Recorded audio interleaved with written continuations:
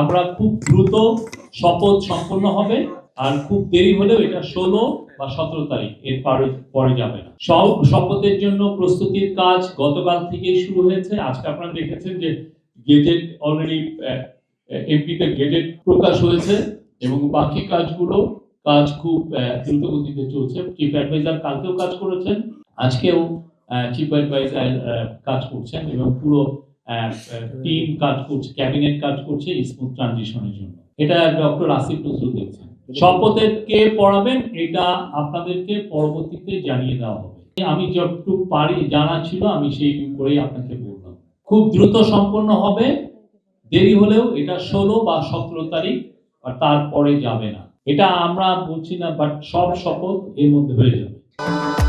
ভবিষ্যৎ হোক নিরাপদ, বিনিয়োগ হোক বিশ্বস্ত, আর আমার পছন্দ সল্ট বে। ওয়েলকাম টু সল্ট বে।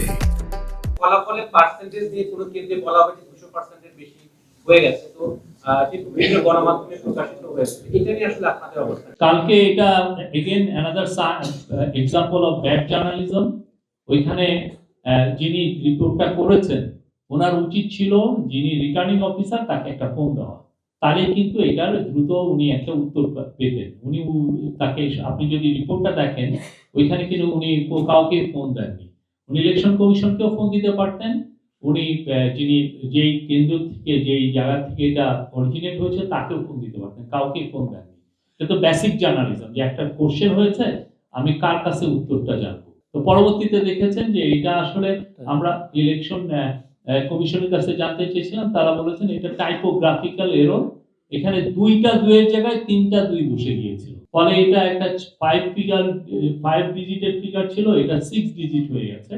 অরিজিনাল যে ডকুমেন্টে রিটার্নিং অফিসার সাইন করেছেন সেটা ঠিক ছিল এবং ওইটা ইমিডিয়েটলি এটা কারেক্ট করা হয়েছে।